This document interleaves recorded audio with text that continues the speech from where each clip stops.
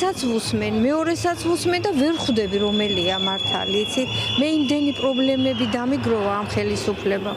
იცით ალბათ რომ ჩემს შვილს 5 წელი მიუსაჯეს, ხო იცით? რისთვის მე თვითონ არ ვიცი. თვითონაც არ იციან, აი ესეთი დაბნეული ვარ. ვეღარ გავიგე შვილო, ვისი დავიჩერე. აი თქვენ შულს რას ეთქვა?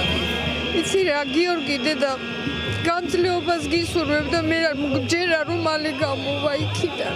აი თუ ეს მუხტი გაგრძელდა, მე მგონი გამოვა რა ვიცი. ყოველდღე დადიხართ აქციაზე? რა თქმა უნდა, თუ მე არ დავდივარ, ჩემი რძალი არაჩვეულებრივი რძალი ყავს და ჩემი შვილი დადის. პატარა ბიჭი ყავს და იმას საღამოთი მე ვიტოვებ ხოლმე და გოგოები მოდიან აქ. გიორგის მინდა უთხრა რომ ყოჩაღად იყო, ჩვენ კარგად ვართ, მაგრამ ვიმისოთ როგორ ვართ კარგად აბა. მაინტერესებს გახარია რატომ არ ამბობს უარს მანდატზე, პარლამენტის მანდატზე. აი ეს მაინტერესებს. თქვენ გაქვთ რამე, ასე ვთქვათ, ვარაუდი, ეჭვი? არაფერი აბსოლუტურად. მე გახარიას მივეცი ხმა, გახარიას ამომრჩეველი ვარ და ისევ მისცემდით ხმას ახლა ხელახალი არჩევნები რომ ჩატარდეს? აი არ ვიცი. ეს არ არის სწორი, როდესაც ერთ-ერთი ოპოზიციური პარტიის ლიდერი ხარ, პასუხისმგებლობაც უნდა აიღო შენს თავზე და ეს მანდატებიც უნდა ჩახსრა. ვითომ და არაფრის მომცემის სიტყვებით მართლა მაინტერესებს ხალხს რითი აჯერებს რომ ისინი რაიმეს გააკეთებენ. როგორ ფიქრობთ, მათ ამომრჩეველს არ ესმის არგუმენტები, სურათო არტოვებენ მანდატებს? ძირითადად მათ ამომრჩევლებსაც კი არ ესმით. რა არის ძირითადი არგუმენტი, რომლის გამოც ვერ ახერხებს უფრო აქტიურად პარტიებთან ერთად თანამშრომლობას. ეს არის ელექტორატული რაღაც ერთ-ერთი სვლა თუ რაღაც კიდე სხვა, რომლის არგუმენტი შეიძლება ჩვენთვისაც მისაღები იყოს.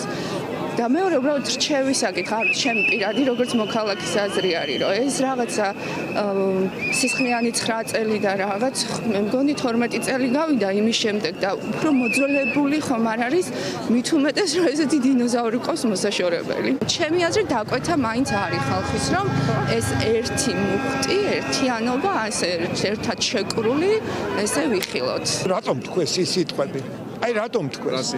49 ნაცმა დატოვა და 99 და ესე ყველა ნაცი იყო, ჩვენც ნაცი ყოფილვართ მაშინ. რა გამოვიდა? ესე იგი თუ ყველა ნაცი ყოფილა, ჩვენც და თქვენც მათ შორის. როგორ შეიძლება ახლა ასეთ რამე ეთქვა?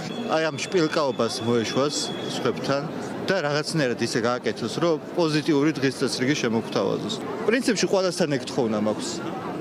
რომ რაღაცნაირად ის გვანახონ თვითონ რითი არიან სხვებზე უკეთესები და არა ის გვანო ის რომ აი მე კი ცუდი ვარ, მაგრამ ესენ ჩემზე უარესები არიან. რავი, ეგ ყველა შეუძლია, ეგ მე ჩემი. პოზიტიური დღის წესრიგი ესე იგი. თითქოს ისევ მიდის ტენდენცია, რომ ყველა ეს პარტია, ვინც ოპოზიციაშია, თითქოს მე იმიტომ უნდა ავირჩიო, რომ ისინი გავყარო და იგივეს მეუბნებიან მართველი პარტიაც, რომ მე იმიტომ უნდა დავრჩე, რომ ესენი არ მოვიდნენ და იგივენაირ მოწოდებას გავაკეთებდი მე შექმნან პოზიტიური დღის წესრიგი. მე მზად ვარ მოვუსმინო მათ, გამოვიტანო დასკვნა ვის უჭერს საბოლოოდ მხარს. ეხა ვარ უბრალოდ სისტემის მოწინააღმდეგე და მართველი პარტიის მოწინააღმდეგე. მინდა რომ ეს შეიძლება. და არავის მომხრე? და არავის მომხრე. ხმა მივეცი რენდომაიზერით 4-დან 1-ს. მჭიდრო კავშირში იყო დღევანდელ ხელისუფლებასთან და მიჭირს მისი ესე იგი თვისებები განსჭრიტო. მე არა ვარ წინააღმდეგი რომ შეიცვალოს, მაგრამ ბოლომდე რაღაცა რჩება ისეთი ნალექივით, რომელიც რა გაგიქარწყლებდათ და რა ნაბიჯები იქნებოდა თქვენთვის უფრო დამაჯერებელი გახარიას მხრიდან. ავიცი ახლა გახარიას მხრიდან საერთო ენის მონახვა თუნდაც დანარჩენებთან, მაგრამ რამდენად შესაძლებელია.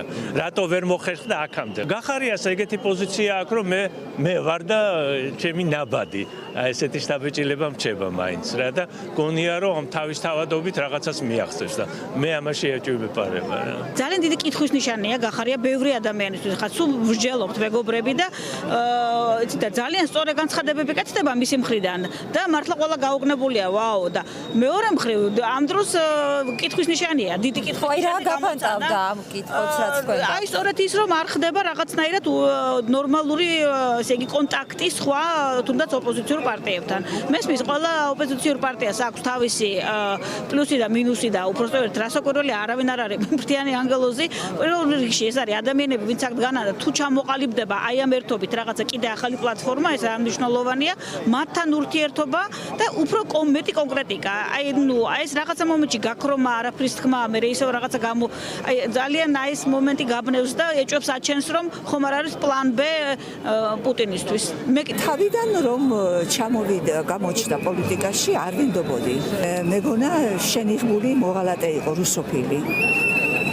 მაგრამ მე რომ ვაკვირდები, ეხლა გამოდის საუბრობს, გამომეტყველებაზეც ხო ეთყობა, რომ უკვე გულწრფელია, აშკარად შეიცვალა.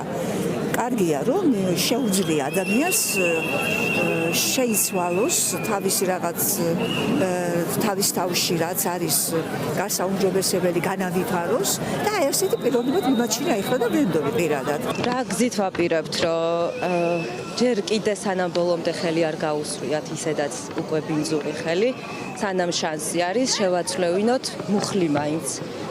რა კონკრეტულად რას გვეუბნება?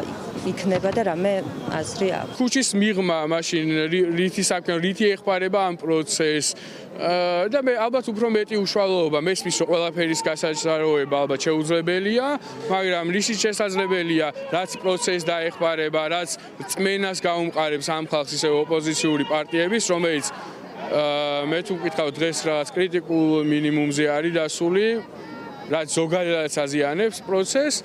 არანაირი სტრატეგია არ ჩანს. აი ხვალ რა, ზეგ რა, კი, ყველას გვაქვს აი ეს მუხტი, ხო, რომ ვიყოთ ბოლომდე გამარჯვებამდე, მაგრამ შეიძლება რაღაცა ღმერთმა ნუქნას ადამიანებს იმედი დაეკარგოს. ერთის მხრივ კარგია, რომ თქვა შეიძლება რომ წინა პლანზე არ ჩანან პოლიტიკოსები, რომ ჩანს, რომ ეს ზუსტად ხალხის სურვილია, აი ეს მოძრაობა. ეს რო ჩანს, ეს არის ძალიან კარგი ერთის მხრივ, მაგრამ მეორეს მხრივ თითქოს და აი ეს პასიურობა პოლიტიკოსების მხრიდან, რომ აი სტრატეგია რო არ იგრძნობა და რაღაცნაირად წინსვლა, ხო, აი ხვალ რას ვაკეთებთ. აი ეს რაღაცნაირად იმედგაცრუებას იწვევს.